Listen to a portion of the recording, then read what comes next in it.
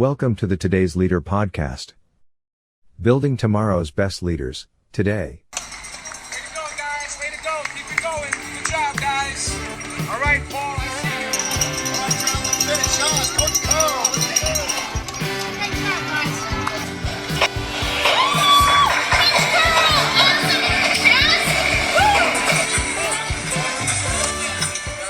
And it's my pleasure to welcome to the Today's Leader podcast, Building Tomorrow's Best Leaders Today. Please welcome the author of the book, Executive Loneliness, the 5 Pathways to Overcoming Isolation, Stress, Anxiety, and Depression in the Modern Business World. Please welcome Nick Jonsson. How are you, Nick? I'm very good, Tony. Thank you so much for inviting me today.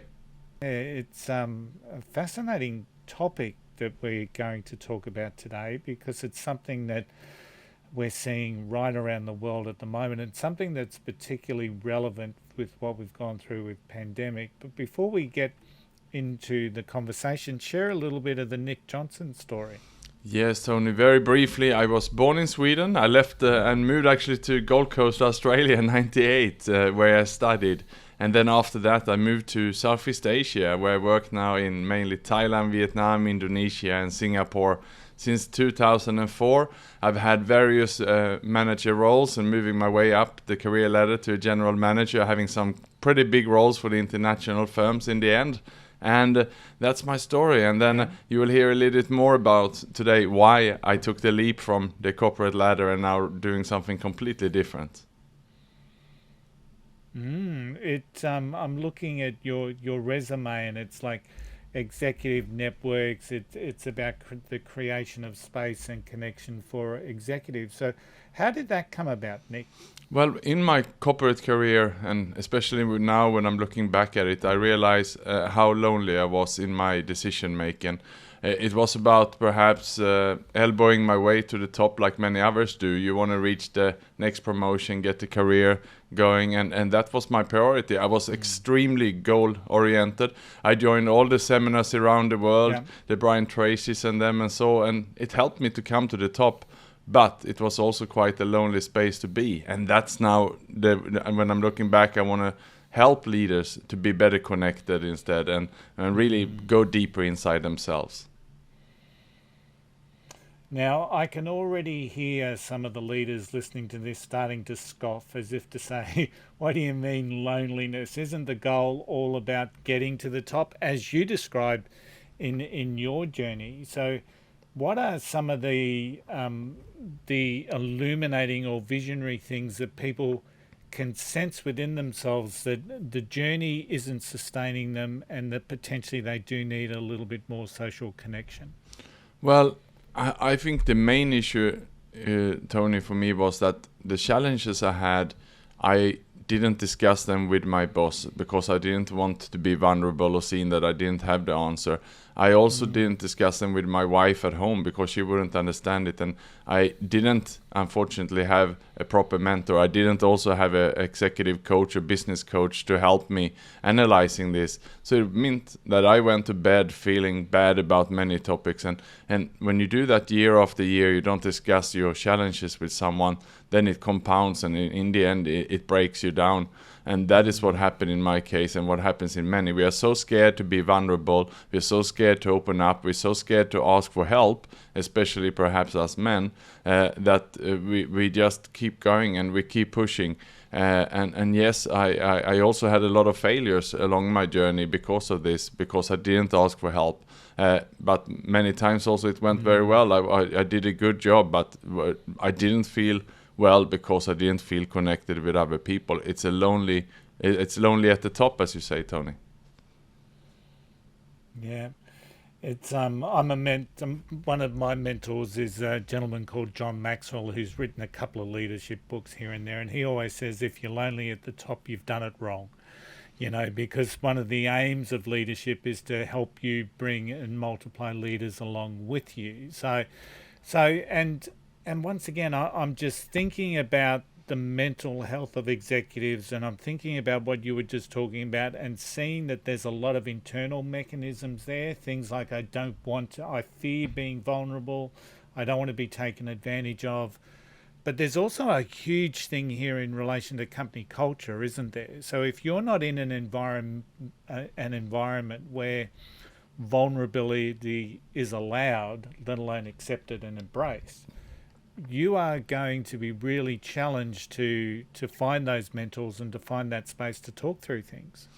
Yes, and I not as an excuse, but also we're talking here in Southeast Asia. We have the culture barriers, the language barriers, and in many of the roles, I've been the only expatriate in the company. Everyone else have been of locals, so it's very difficult to integrate. And we're also a bit warned to perhaps, how much do you disclose, because at the end of the day, an expatriate will be on a bigger package, and there could be jealousy, and there can be all sort of things.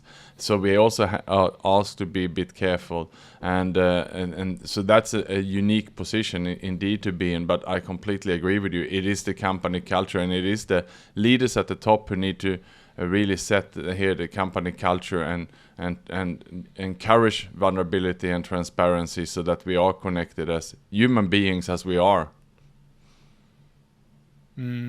How does that start? I mean, it starts at the top, obviously, or the CEO, the person sitting in the chair, sets the tone. But what are some of those things that you can see in organisations where that connection space is happening with vulnerability and, authentic leaders? What are some of those things that you see in that space that people can take on board to start implementing into their business potentially? Well, I think there's two things we can look here at, Tony. One is obviously internally in the company, but secondly, and I think where the focus should be, is externally. I think many times we shouldn't look for the answers internally in the company, because for various reasons it might be challenging, or it might not exist, or it might not even be supported by the company.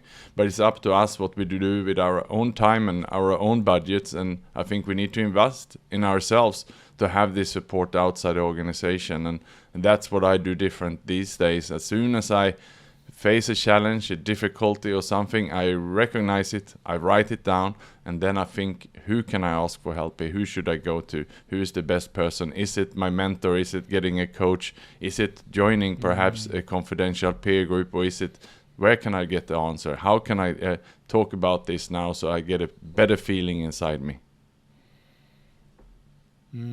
So with the pandemic, with that, in having gone through, and hopefully we're popping our head out the other side, maybe. But what are some of those things that you've seen in leadership and executive ranks? Because some have been forced to work from home, some have been forced to lead teams that are being worked from home. So what have you experienced, or what have you seen or observed with executives during this time?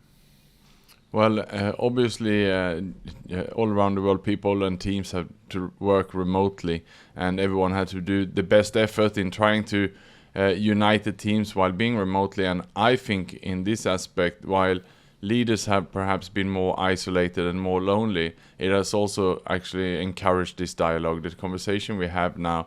It's been more leaders who asked and checked in on the teams to see how they are, and there's been more awareness about this. And the topic doesn't have as much stigma anymore. To discuss mental health is now okay, which is a blessing.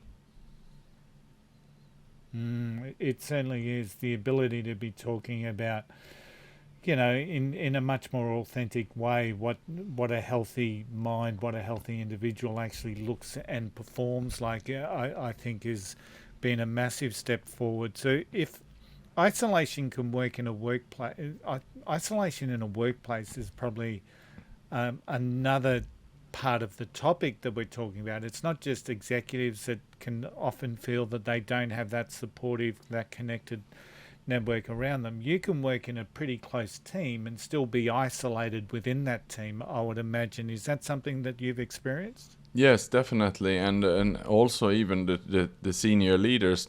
I interviewed one particular lady who is a managing director for a big international bank. I interviewed her for the book, and she said that, yeah, while she made it to the top as the managing director, she felt lonely. And she said that when the colleagues went for lunch, they didn't ask her to come because who want to have the boss at the table when they go for a lunch? And she said that hurt her. She wished she could be a part of the team. But then when she reflected on it, she realized that it was her own making. She was the one who probably were closest to the board instead, because she wanted a promotion. She wanted the extras that come with it. And it was only in the pandemic when actually this turned around for her, when she had a complete breakdown, and she decided eventually to open up to the team and share it. And what she found then was that even one of the board members opened up and another staff member opened up, and they had a wonderful conversation about this, and the culture have now transformed and they are much more open. And she says that she now go for lunch with her team once a week, which she hadn't done for years. Yeah, and you mentioned breakdown, that word that would send shivers down the spine of many leaders. We talk about being able to be vulnerable in how we speak, and there's probably nothing more vulnerable or fearful for an executive as to that concept of going through a breakdown of whatever magnitude. So what are some of the symptoms or the signs that someone is feeling that stress or depression, feeling isolated? What is it that they may be able to pick up on before it gets to that stage? Well, in many times this can be gaining weight, loss of weight, or picking up some bad habits. Many times it's alcohol. Perhaps the person stops exercising, or and picking up the drink instead, going to the bar after work instead of the gym. That's certainly what happened when I had my crash around 2015. I lost interest in the healthy things in life and went for the shortcuts, and then it starts. But then it's a downward spiral, and before you know it, you lose your health, you lose your sleep, and then you're on the bad way. And it takes a long time before people realize it, and people might just tap you on the back. Good on you that you don't take your exercise so seriously. It's good to see that you're enjoying your life. Let's go for a beer. It's very sociable, and it's acceptable to do that in our society. So for external people to realize it, it's very difficult. And let's face it, we can pick a friend to go with a bar and have a beer every day, a new friend, and so no one really recognize it. And perhaps if you're working and you're busy, it's very accepted. I know that when I was working with within the corporate space as a leader, it was also quite accepted that we would utilize that, Friday afternoon to sit back and have a beer at a social venue or what have you. But it was also an accepted part of, that's when we would change the world in our eyes, and we'd have a vent, or we'd have a whinge, or we'd complain about something.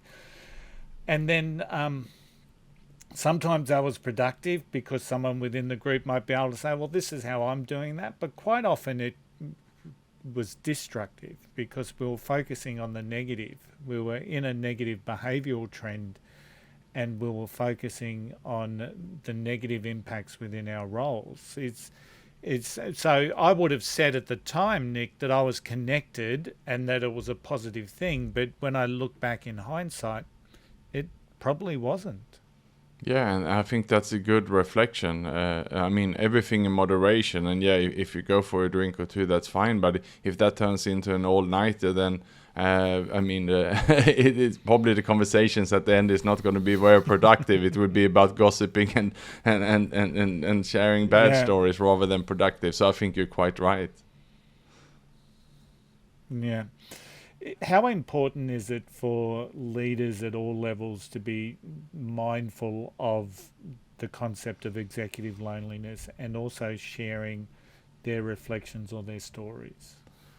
Well, vulnerability has to start from the top. If you're not vulnerable as a leader in your organization, you can't expect that your team will open up. They will just keep everything secret and silent. So it has to start with you, and you don't have to, tell your staff all your biggest secrets. It's about sharing some things that are happening in your life, showing some interest for your fellow colleagues, and asking them about their family, their well-beings, and also share a little bit about yours, and you can also share external readings and having perhaps a town hall once a week or once a month when you do some sharing, and you have to open up the floor first and share a story.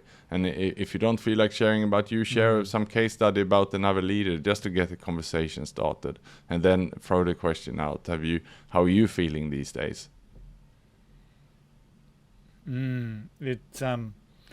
It's incredibly important that all of those things, and I guess when leaders aren't used to being vulnerable, or sharing that vulnerability, they get an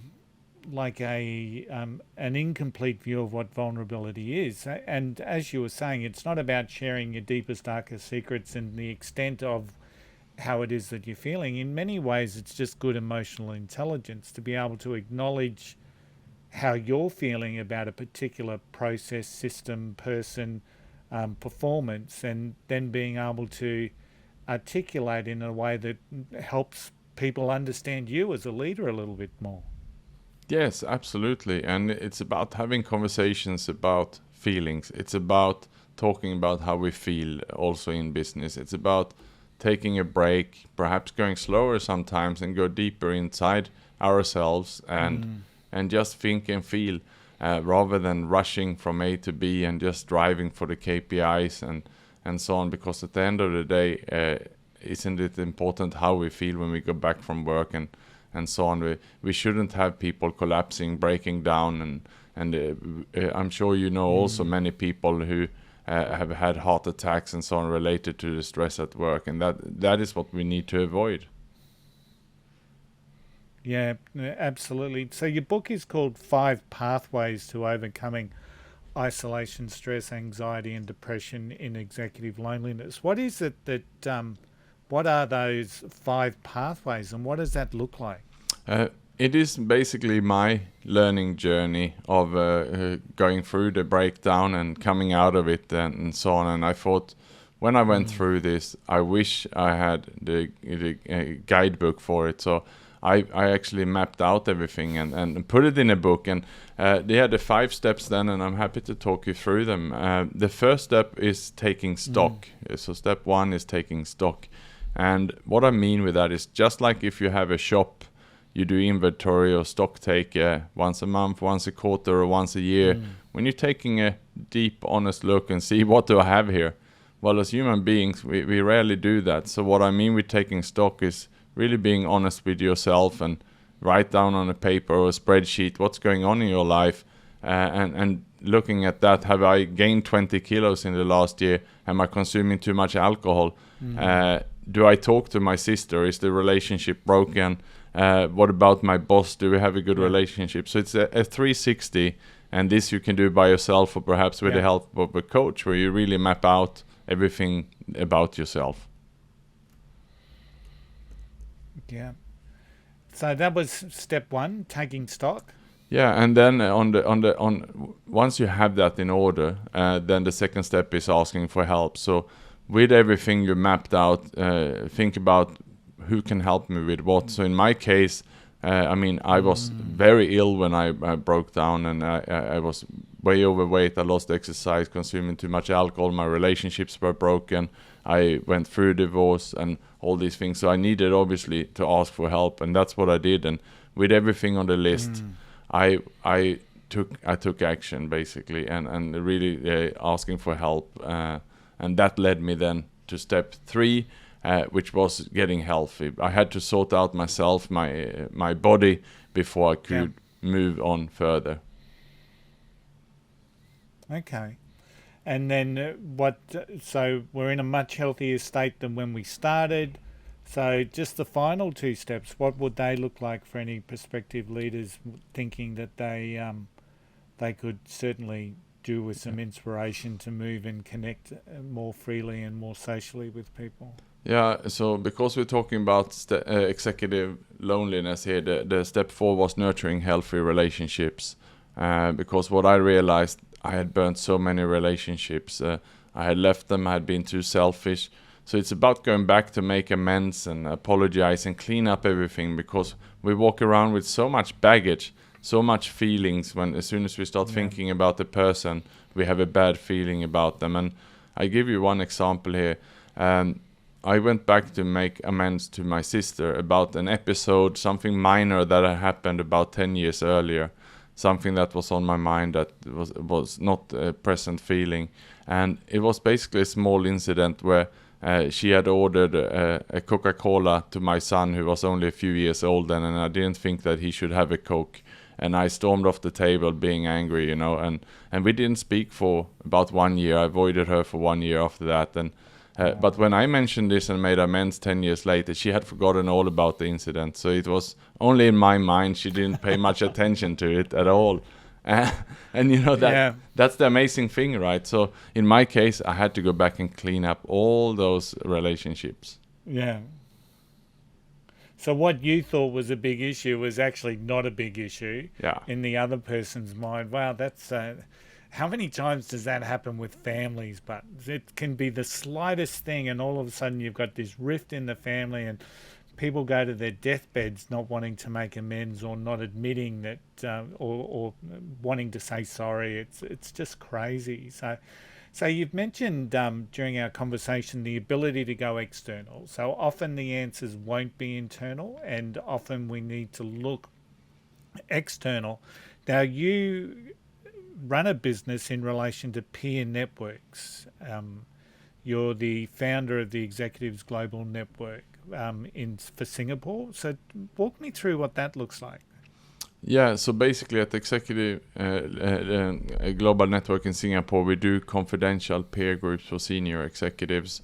So it's basically an organization where if you are a senior executive, you can join this organization. You have 6 half-day sessions in a year, scheduled a year in advance. You have no competitors in the room. Everyone sign a non-disclosure agreement. And this is where you come in to discuss your work-related challenges, issues you may have with your boss or your team, or things like this, or conflict. And you get then support by the other peers who are in the same seniority as you, to get their advice and to solve them. So you should leave this session, feeling refreshed and having a lot of new ideas to bring into your organization. So at the moment, we have almost 700 of these members divided in 21 groups here in Singapore now. And for that, it really helps the members. They then have this safe space outside the organization where they can get this support. So it's a half-day session 6 times a year, and so what is that? Is that like? Does it follow a strict format? So I know a lot of leaders will be knowledgeable about, say, the business network, the BNI process. That's very structured, very process-driven. It's designed for building your business as opposed to your emotional and wellness. So how does yours differ from something like a BNI? Yeah, so indeed, BNI is about the relationships and referral business, while at EGN it's 100% knowledge sharing. So it's about getting the support. But in between the sessions, they're also on a mobile app where they can post a query. So if I'm sitting at the desk today and I want to recruit, let's say I need a new CFO in Sydney, you can ask the group, who knows a good recruitment firm in Sydney who can help me with this, or I need about transfer pricing between Australia and Indonesia, or tax laws, who can help me with this? So if you are a small business owner, then you would be in a business owner peer group. But if you are the CEO of a big multinational, then you will be in a group with other CEOs with big multinationals. So your problems should be similar, and the experience should be similar, so you can help each other with the knowledge instead of the referring of businesses. It's more in the knowledge sharing. Is there barriers for executives that want to join? Or I would imagine, sorry, I'll rephrase that. I would imagine a lot of executives would actually impose their own barriers on joining something like that. How do you navigate if someone has reached out for an executive, or the HR team believe it would be something that's a positive thing for their CEO or what have you? Yeah, it's more the executives or business owners themselves who are interested in joining not so much the HR still. I think the HR tend to focus on internal mentoring, coaching programs, and their own training academies, especially the big multinationals have this.